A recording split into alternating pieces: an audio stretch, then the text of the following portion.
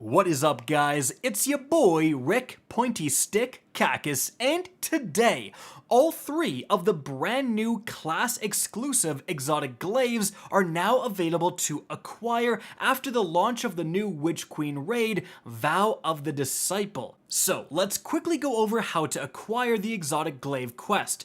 You're going to have to complete every single evidence board quest, and there's a lot of prep involved in that. In fact, I have made a guide on the longest and most important steps you're going to need to do. Definitely check that out, it's linked up above.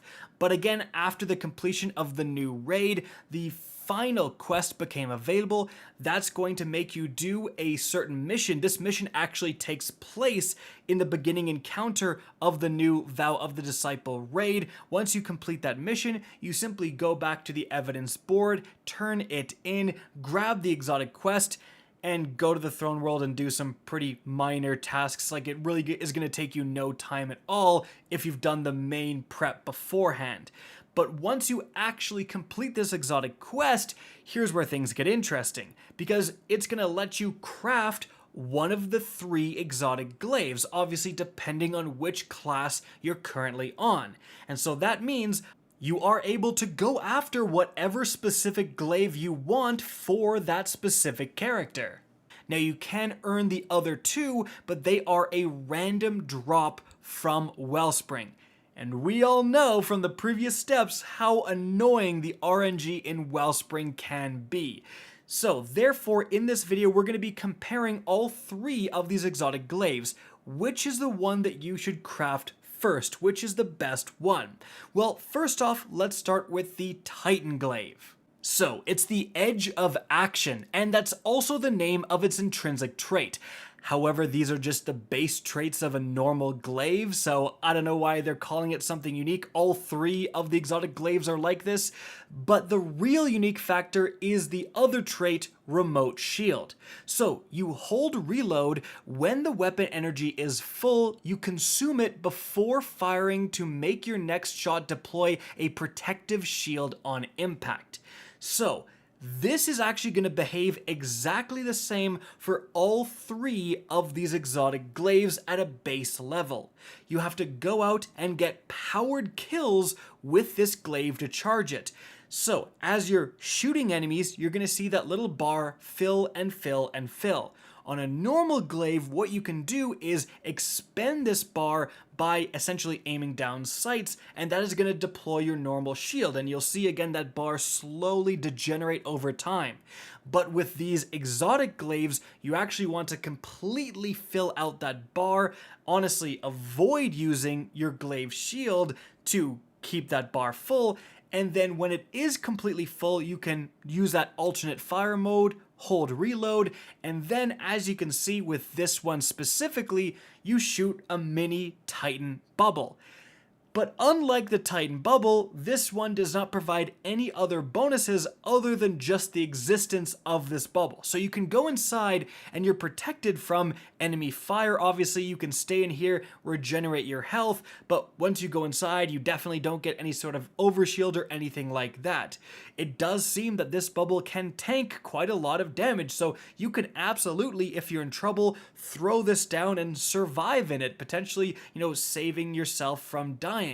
And all of that is great, however, there is a definite setup cost. You're going to have to shoot quite a few things to charge up your energy, and it is only shoot. Those melee attacks that take up no ammo, they don't charge your energy at all.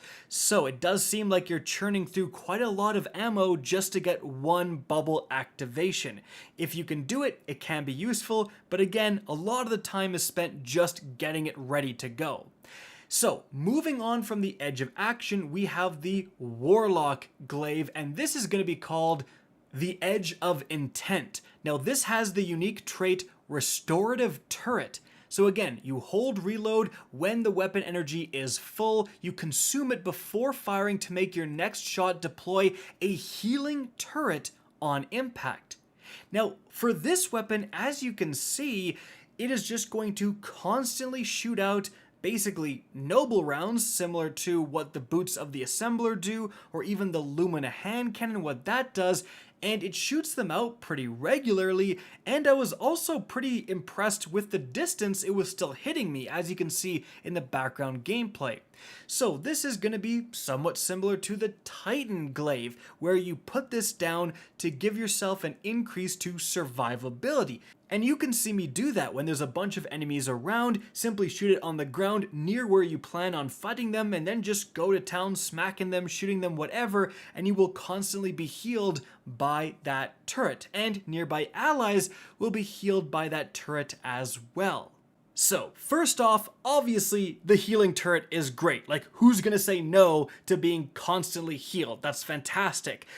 But again, it's an issue of setup cost. Having to always have ammo hitting multiple different enemies or one enemy multiple times just to get this charged, and then you only get one shot, you have to do it all over again.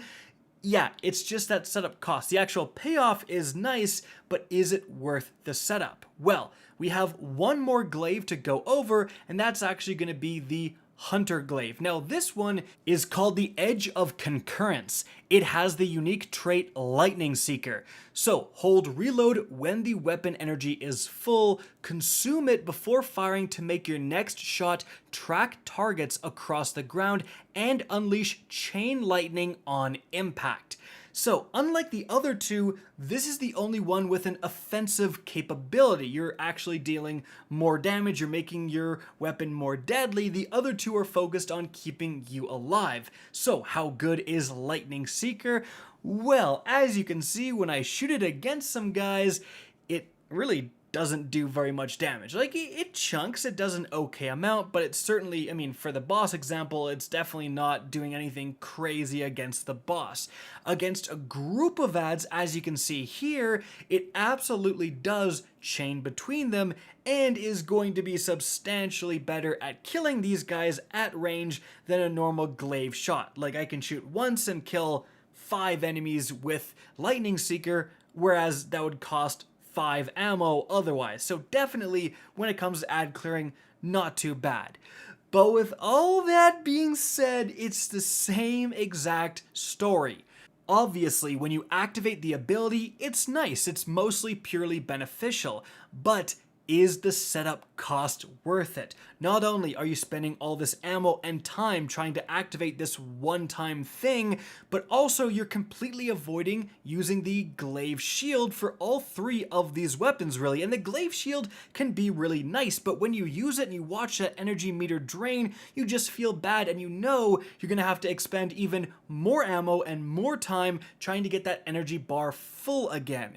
And with Lightning Seeker specifically, I mean, yes, it clears out some ads, but hey, a wave frame grenade launcher would do the exact same thing, right? Like, or switching to your heavy rocket launcher for one single shot would do everything Lightning Seeker is doing. The damage output isn't that amazing at all. It's really just glorified ad killing. And I mean, have you seen how good the grenades are with Void 3.0? One Vortex grenade is going to kill everything Lightning Seeker can kill and more. But if it sounds like I'm just dumping on the Edge of Concurrence, it's because I am. I do feel like this is the worst of the 3. You just don't need that extra ad clearing ability. It's so minor. One shot from a rocket launcher or a wave frame grenade launcher is gonna do what this perk can do.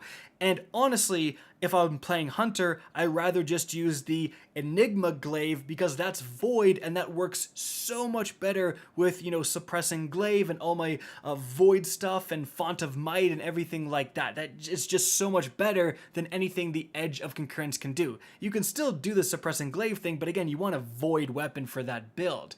Now, when it comes to the other two, I feel like the next worst is the Titan one. The bubble is nice, but you're gonna see in the background, like when I try to melee enemies around the bubble, it's super glitchy. Like often I'm doing no damage to them, but then when I'm trying to hit the enemies, they're still doing damage to me, which is super annoying. It's just a little finicky, and frankly, if I'm gonna stay alive, I much rather have what I feel like is the best glaive of the 3, the one I would recommend crafting first, and that's gonna be the Warlock Glaive.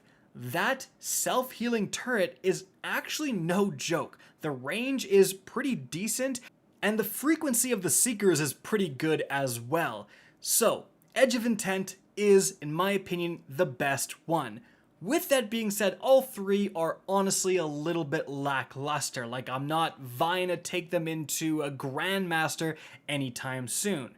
However, keep in mind that with future seasons, we're going to have Solar and Arc subclasses remade. So, using something like the Edge of Intent, it might synergize with the new remade Solar subclasses significantly better, right? Especially if you're building around healing and that healing turret can have certain benefits and so on.